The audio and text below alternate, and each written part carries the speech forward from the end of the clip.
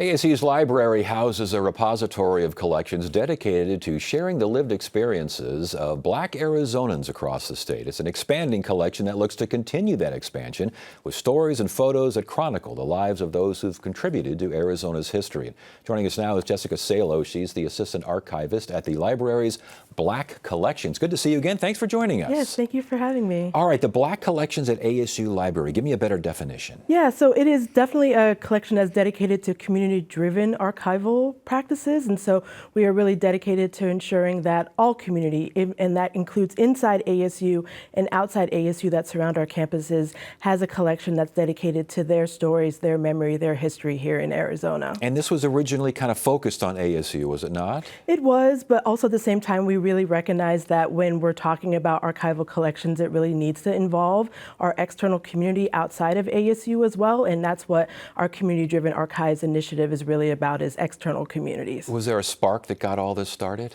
Yeah, so there was an initiative in 2020 that Dr. Crow put out regarding initiatives that were already going on within Arizona State University regarding Black faculty, students, and staff, and that was after the unfortunate events of George Floyd and the Black Lives Matter movement.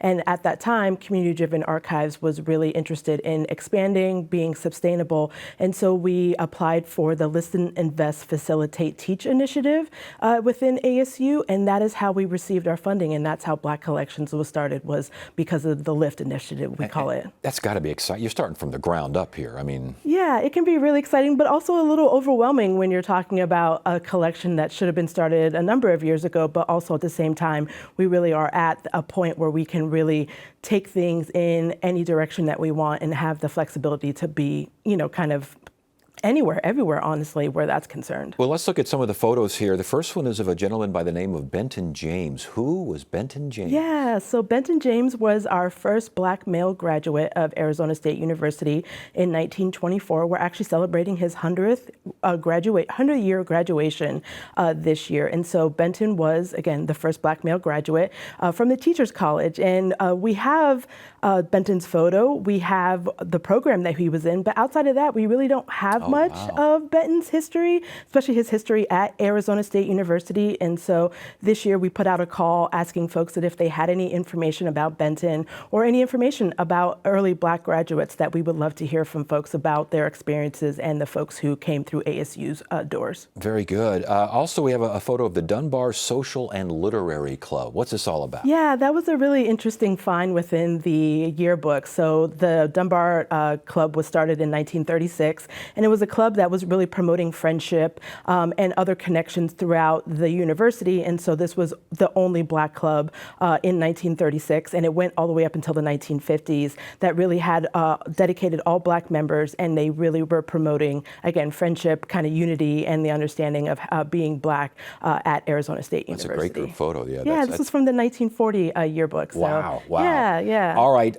Lincoln Ragsdale. I think a lot of old-time Arizonans and Phoenicians will remember that name. He was a very big player here in the community and a big player there at Black Collections. Yeah, absolutely. We're really, really excited to be able to have the Ragsdale Family Papers collection at Arizona State University. Lincoln Ragsdale Jr. was gracious enough to donate that collection to Black Collections, and I'm currently processing through it right now, so it will be available in 2025, but it really documents so much of the family's history, not only their personal family history, but their business history, their civil rights history, so much history of that family. And if you know Phoenix history, you know the Ragsdale family history. Indeed, you mentioned business, the Valley Code, this dedication. You even had a photo of that too. Yeah, that was a really interesting find, that particular photo, because it really shows the pride that the Ragsdales had in their business, and then being able to create a whole new building that housed so many of their businesses. Wow. This dedication photo is really, really something. Now, also from the Ragsdale collection, though, we see a protest at the Capitol, and we see a protest march.